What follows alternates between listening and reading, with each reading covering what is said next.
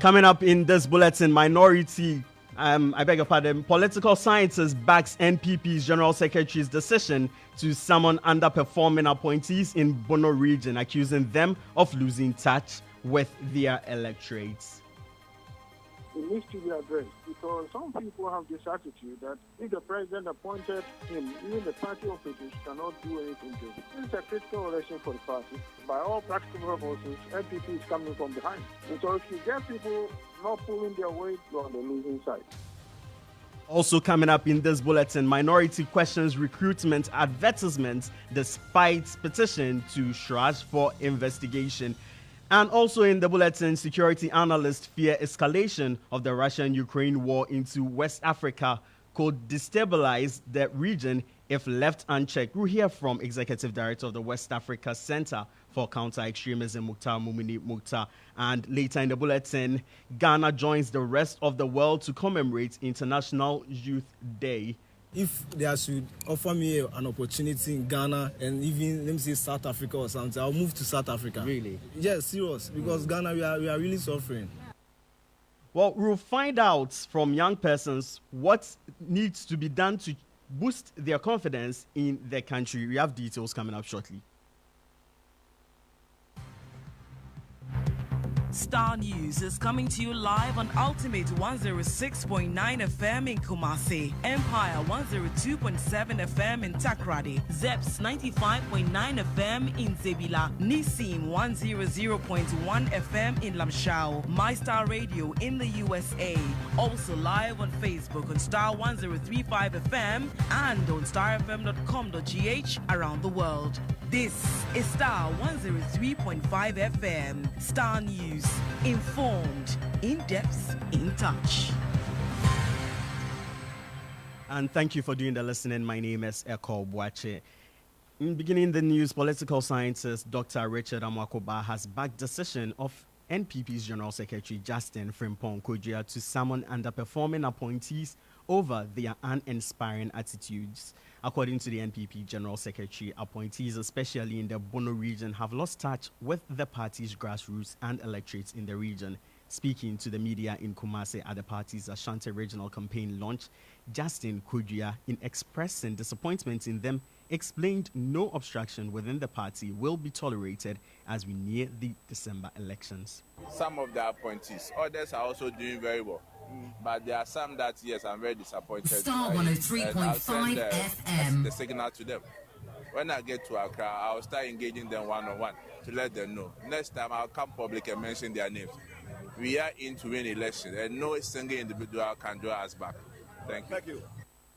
Well, Dr. Ba believes the NPP General Secretary is not on the right track. Speaking on the Morning Star, the political scientist urged the party to extend the move across the country. It needs to be addressed because some people have this attitude that if the president appointed him, even the party officials cannot do anything to him.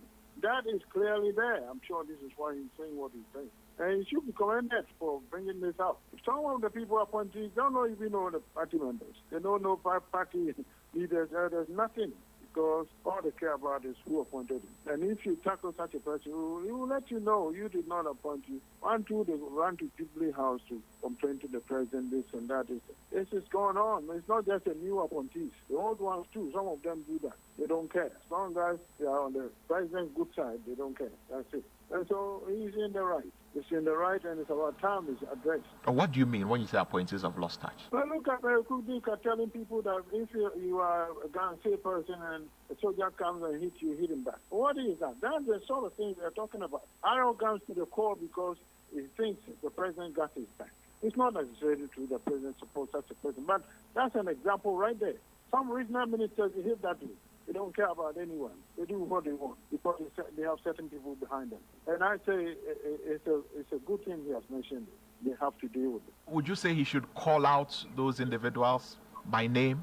That one I don't think is right yet because you don't warn a person by bringing everything to the public. You warn him first. If he doesn't change, then you bring it to the public and let the person who appointed him know that you are going to do that. And that person most likely will talk to these people himself. This is a critical election for the party. By all practical purposes, NPP is coming from behind. Look what has happened in these few days. And so if you get people not pulling their weight for fully supporting their party, well, you're on the losing side. Well, Dr. Ba was saying that the NPP General Secretary is on the right track there. Now, moving on to Parliament, the minority has questioned the propriety of recruitment advertisements in the dailies by some security agencies despite its petition to Shraj for investigations. The petition from the NDC MPs is on the back of allegations of secret recruitment of NPP thugs into the security services. Consequently, adverts have been placed in the dailies inviting qualified 2021 applicants. Parliamentary Affairs correspondent Ibrahim Al-Hassan joins us in studio with a statement signed by ranking member on the Defense Committee and Interior Committee, IB. So what are the details of the statement? Well, first of all, the statement then rehashes what the concerns of the minority has been relative to these recruitment. First of all, they allege that the party, NPP, was seeking to recruit thugs belonging to the party into the security services. Again, they talked about the fact that some slots had been allocated to members of parliament and parliamentary candidates of the governing NPP. And so to the minority, it came as a surprise that despite the decision of the party and the caucus to petition Shraj to investigate these suspicions, the interior minister through these security services, and here we're talking about fire service, talking about prison service, and the Ghana Police Service, would then go ahead and publicly place advertisements in the dailies, inviting applicants to apply and be recruited into the service. So it goes further to talk about the fact that these advertisements are an attempt to stampede Shraj in its investigations and to mislead Ghanaians into believing that the right thing is finally been done. This development has confirmed our long-held position that the reason why the recruitment was being shrouded in opacity is to create an unequal access to some people in the name of a so-called backlog, when no such backlog exists on record. It goes further to talk about the fact that the NDC minority is of the firm belief that the recalcitrant behavior of the Akufo-Addo Bawumia NPP government on its quest to recruit personnel from the non-existent backlog is in furtherance of their ploy to recruit party vigilantes and goons into the security services purposely to help them achieve a favorable outcome in the upcoming 2024 elections. It goes further to talk about the fact that Ghanaians have not forgotten how the Akufo-Addo Bawumia NPP government unleashed party vigilante and goons clothed in uniform on innocent civilians during the 2020 general elections. To conclude, the minority wishes to renew our call for strict adherence to balanced structuring of all security services, including the Ghana Armed Forces, through the creation of equal access and opportunity for all by the security services in terms of recruitment. It also talks about the fact that the minority calls on the National Peace Council, the Christian Council of Ghana, the Office of the National Chief Imam, our development partners, civil society organizations, and all lovers of peace to speak out before it is too late. Statement signed by James Agaga. Well, I'd be out of curiosity. So there's going to be some gap over there if the Shraj investigations result in an injunction being placed on there. So how are they going to make up for this? Well, so the concern of the minority, simply put, is that already Shraj is seized with this petition and it has already started its investigations into this. One of the allegations was that government was secretly recruiting people into these security services, right? Yes. So if the allegation is that government was doing this secretly, by this advertisement, that particular anomaly has been cured.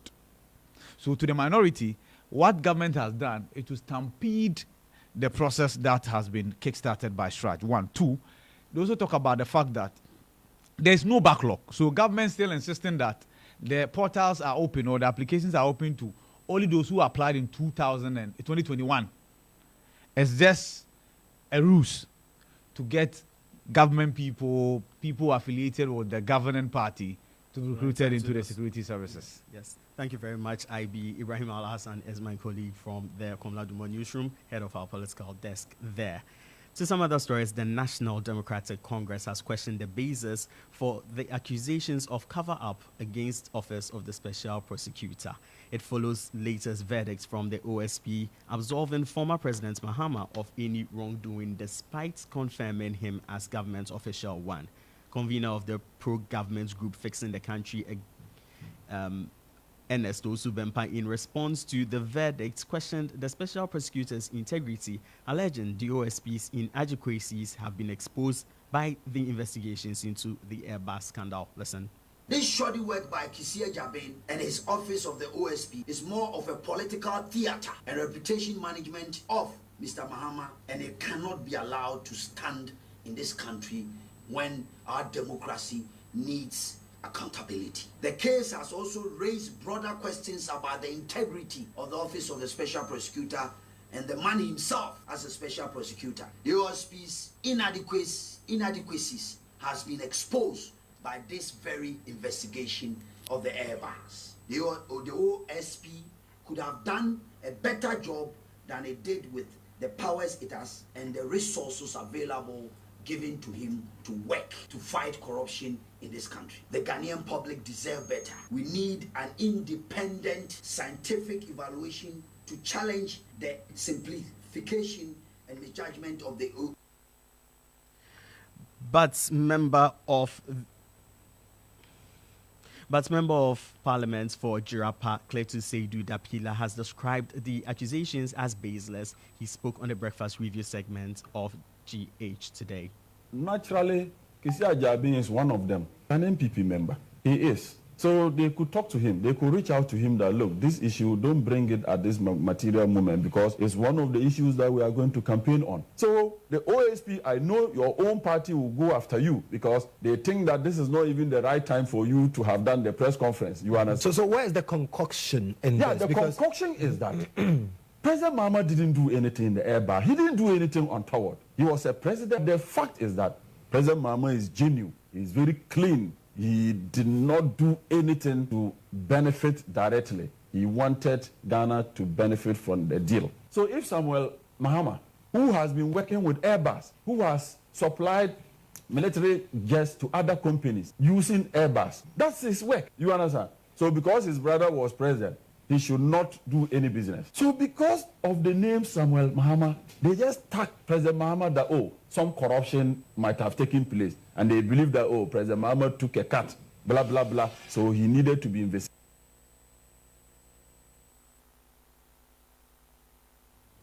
Well, you heard there Cletus Seydou Dapila, who is MP for Jirapa constituency. Now, away from the political scientist, Dr. Richard Amwakoba is urging political parties to mind their utterances as the elections draw near. His comments come on the back of various reactions to comments by Food and Agric Minister Brian Echampon. The Abitifi MP, while addressing party supporters, said the governing party will do everything in its power to remain.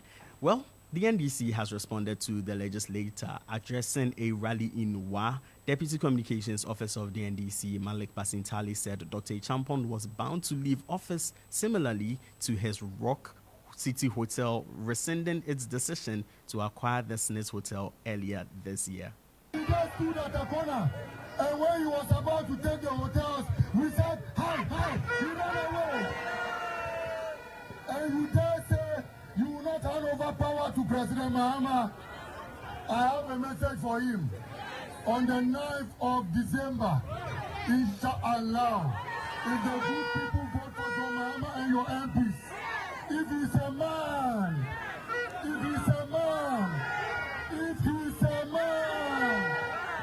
should not hand over power and see. We will show him that when iron and iron meet, you will see fire.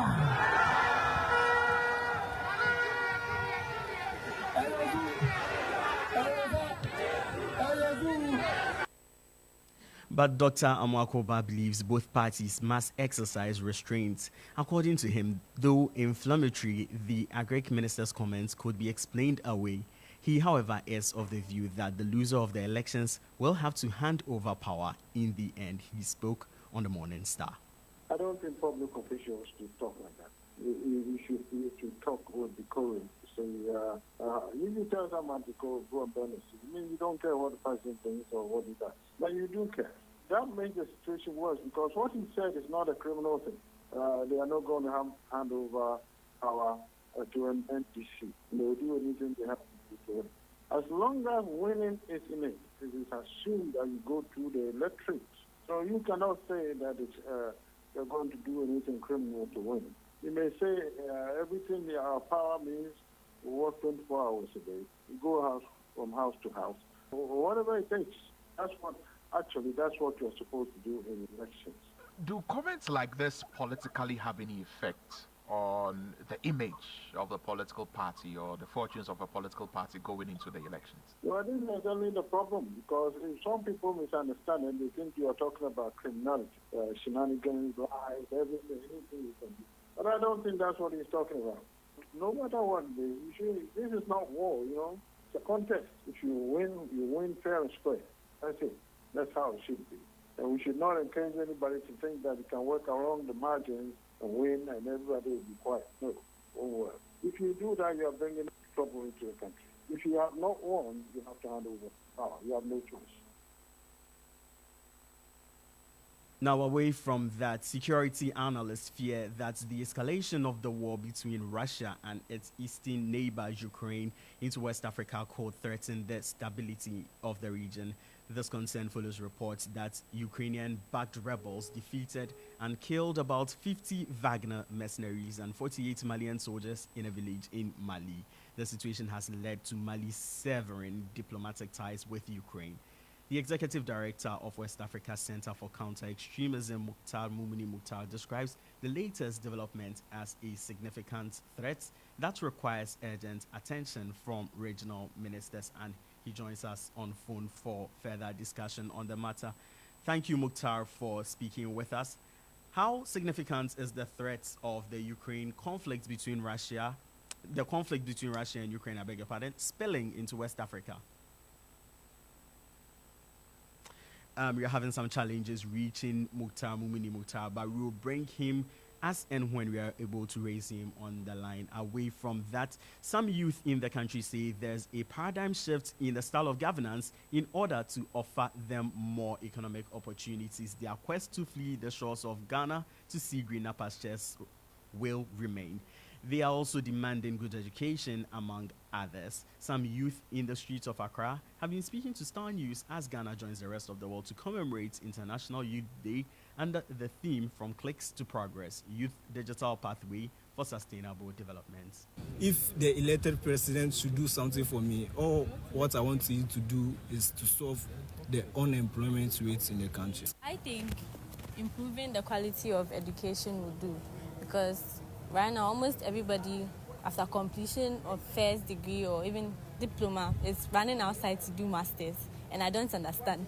If the quality of education here is very useful, I don't think people will be running outside to go and do their masters and their PhD. So if the president-elect or the president to come focuses on education, not just to the secondary level, but also paying attention to the degree and then the masters and the PhD to go along. Today, when you get an opportunity here in Ghana, same opportunity maybe in Canada, will you choose Ghana? Will you stay in the country or you go abroad? I'll go abroad. And why?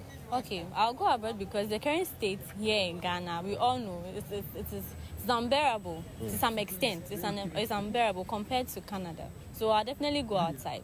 Yes, I'll go to Canada. Yeah, I believe in Ghana. Ghana will work if you should have a good person, or I don't know who is good, but if you have a structured system and if you have to follow everything you do, Ghana, we have all the resources. We have good people that can make this country be back. Ghana was good. If they should offer me an opportunity in Ghana, and even, let me say, South Africa or something, I'll move to South Africa. Really? Yes, serious. Because Ghana, we are really suffering.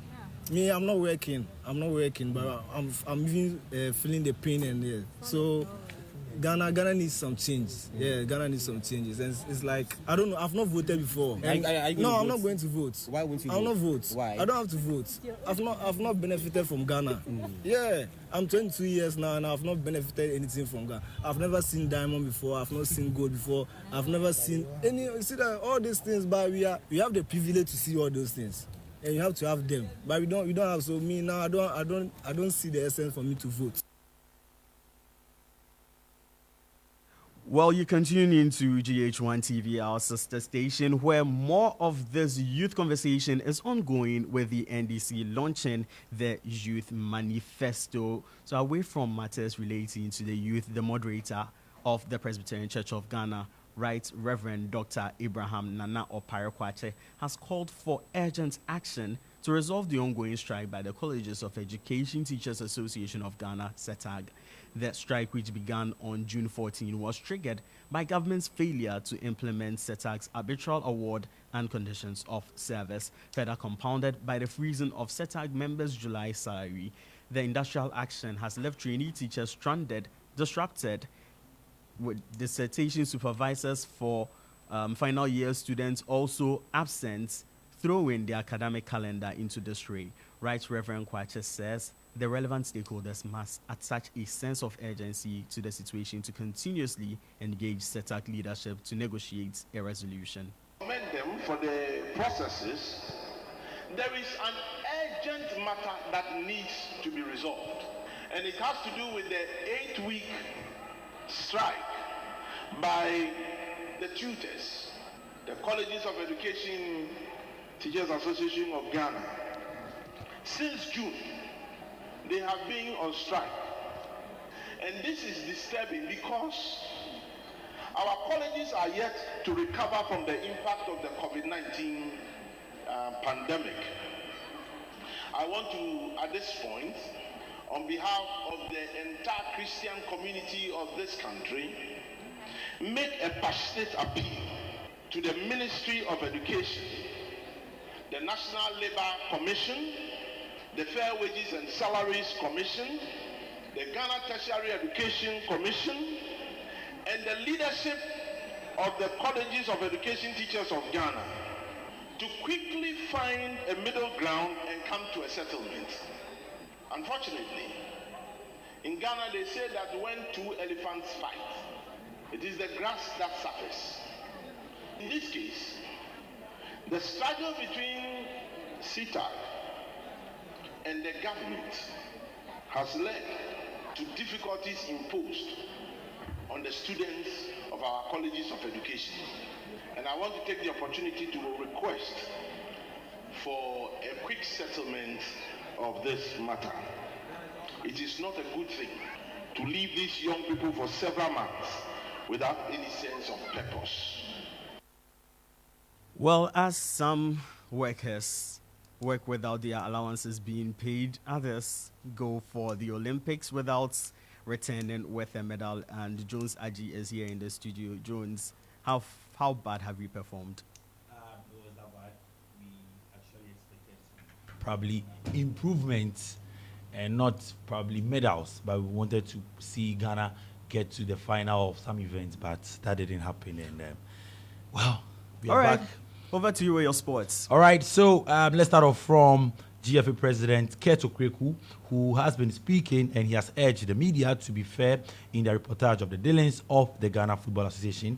Now, he was speaking at the media press by the GFA that was held in the Upper East region. He believes that if they report right, they will do the GFA well, and if they report wrong, they would also do the GFA well. Let's get to listen to Ekow. This is not to say that when things go wrong, you shouldn't speak about it.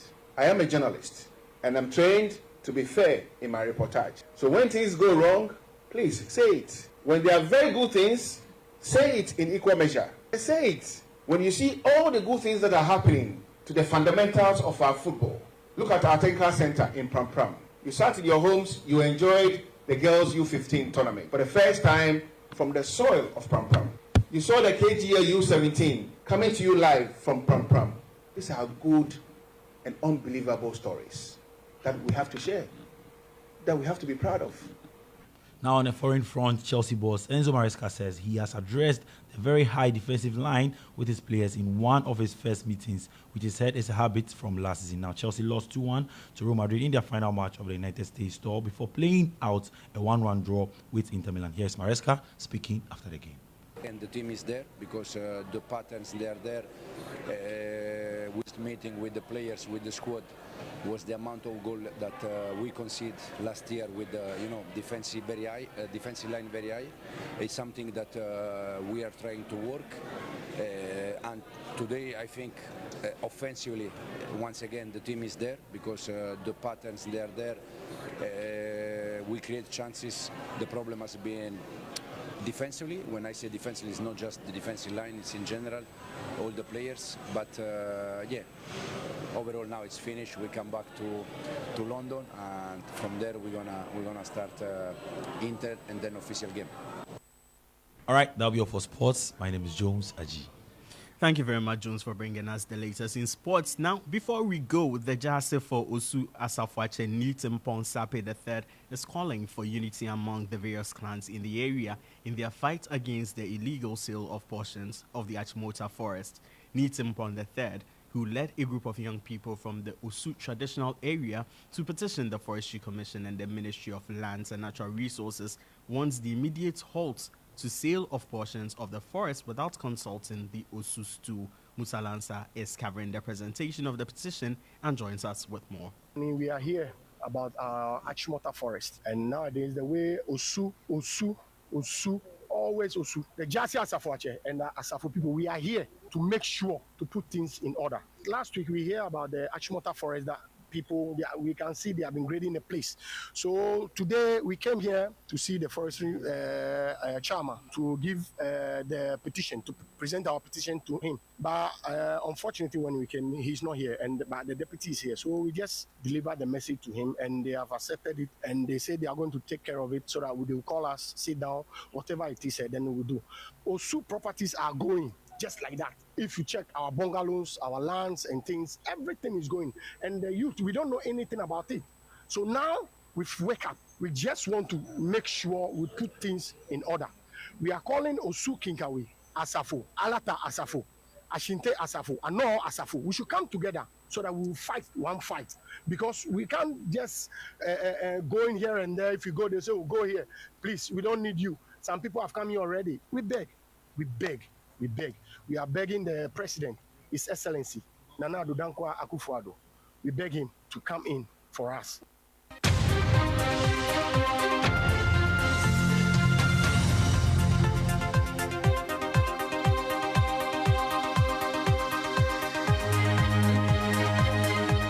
So you had the Ni Timpong Sape III, who is Jase for Osu Asafwache.